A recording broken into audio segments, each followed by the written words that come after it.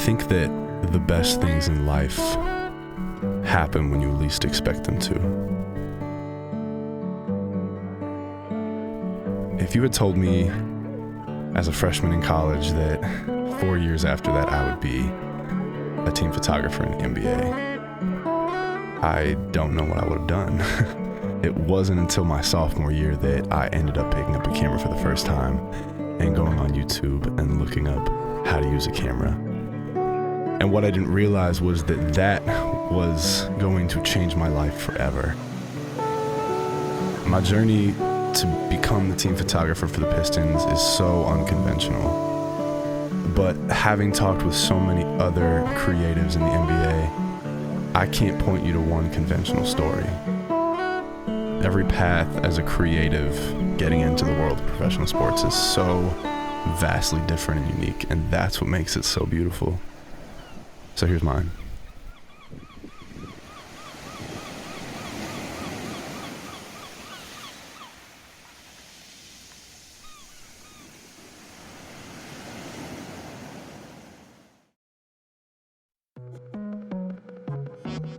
When I first picked up a camera, it was totally out of boredom, and I just wanted something that I could do that would be interesting and that would give me something to pursue.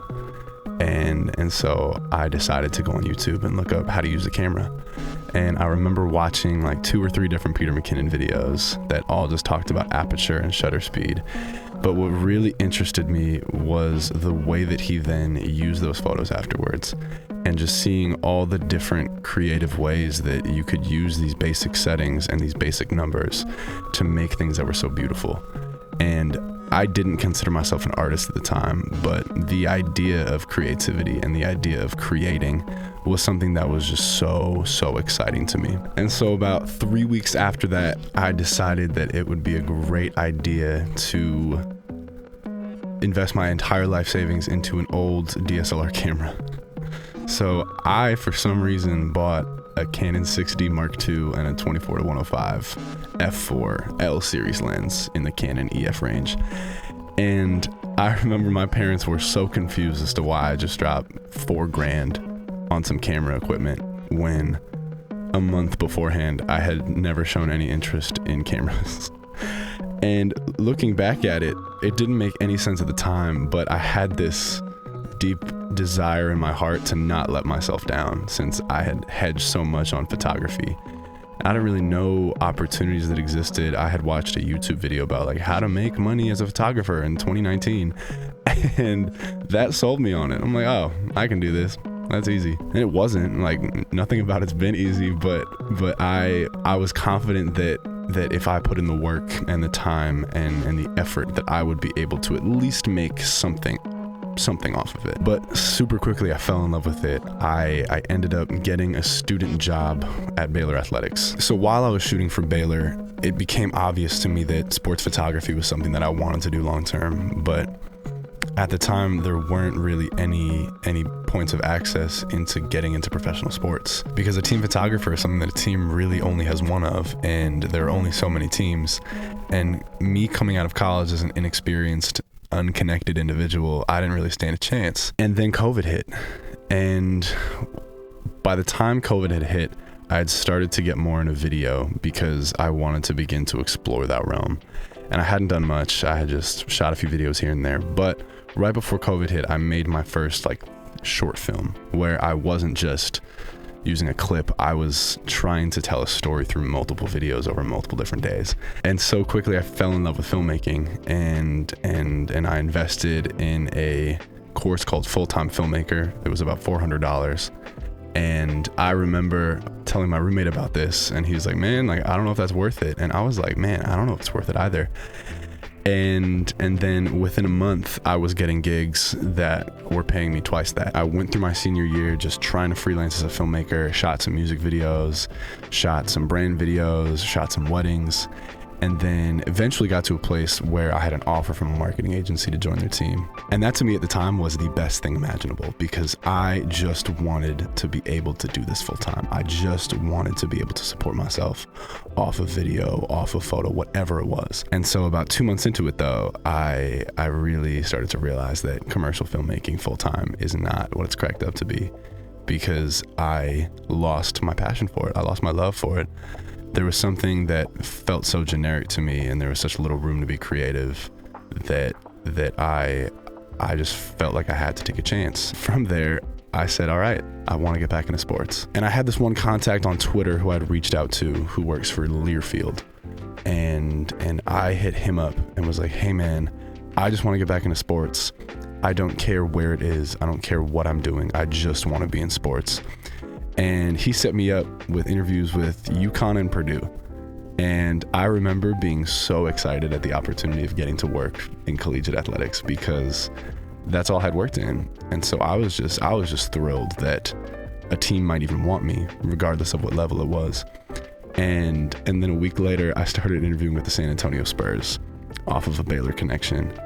And that was unreal to me, because I could not even imagine being in the NBA, especially being with a team like the Spurs that were so legendary and were just so organizationally sound. And so interviewed with the Spurs for about a month, and I got a verbal offer from them for a part-time position as a video producer. And I cannot tell you how thrilled I was, because I felt like they were doing me a favor, because I knew that I didn't have the portfolio that was needed to be at the level that I thought the NBA was at. And so the whole time I'm like, wow, the fact that you even want me and are interested in me is insane. So after I got this offer from San Antonio, I reached out to my friend who I had gone to Baylor with, who had just gotten a job with the Pistons. And I was like, bro, I'm so excited. Like, I got this offer. It's part-time. They say that I might be full-time at the end of the year. Like, that's crazy. Like, this is such a dream come true. And he goes, man, that's so sick. We actually just had a role open up here at the Pistons. It's the exact same thing that I do, which is a video producer. And I think you should apply. And so I applied. And then to my surprise, the next day I heard from HR. And then the next day I interviewed with 3 different folks at the Pistons. And the next day I had 2 more interviews, and I got a verbal offer at the end of it. And they told me they wanted me there in 2 weeks. I didn't know anything about Detroit. I didn't know anything about Michigan. I accepted it. I said my goodbyes in Waco. I packed up a U-Haul and I drove up from Texas to Michigan, and then started 2 weeks later. And something to keep in mind is that I was hired as a video producer. So photography was not in my job description. We had a team photographer at the time. My photography skills were not important. Like it was just something that was not needed. And so I still wasn't taking photos, and I missed it, but I loved making films. I loved telling stories. I loved getting to do that. And so then January hits 2 months after I started, and we have an opening at team photographer. And so they split that role up between me and my friend Trey. And so we both handled half video, half photo. And it was so much fun. I mean, just getting to do both and getting to really just lean into creativity and lean into everything that I had learned and push myself really hard to know over the past 3 years. Just getting to live that out on an NBA floor at the age of 22, fresh out of college, all YouTube educated, was insane. And it was so cool just seeing Pistons fans receive it, seeing our guys see it and like it. And just getting to kind of grow and getting to be with the team and travel with the team for the first time. Like it was just such a whirlwind of experiences that were so exciting. And I loved getting to tell stories through videos, and I loved just everything about it. So when I got the offer to be team photographer, I didn't want to take it because I wanted to keep doing video and I wanted to keep pursuing that. And my boss sits me down and he goes, hey man, like I would love for you to take over this role and like really own this. And I remember I said no. I looked this man in the eye, said, nah, I'm really enjoying just making videos. But once I thought about it and thought about just the opportunity to get to be with the team all the time and get to really build those relationships and get to just build the trust for our guys to show their personalities and tell their stories through my photos, that was something that I couldn't pass up. 75% of photography is being in the right place at the right time. But if you put in the work, you'll not only be in the right place at the right time, but you'll also be the right person when the right opportunity comes around. So if you've made it this far, thank you so much for watching and supporting, and I hope this could be helpful. I really want this YouTube to be what I needed when I was 20 years old. So that's all for this one. Like and subscribe, I guess, if you want to. I ain't gonna tell you what to do.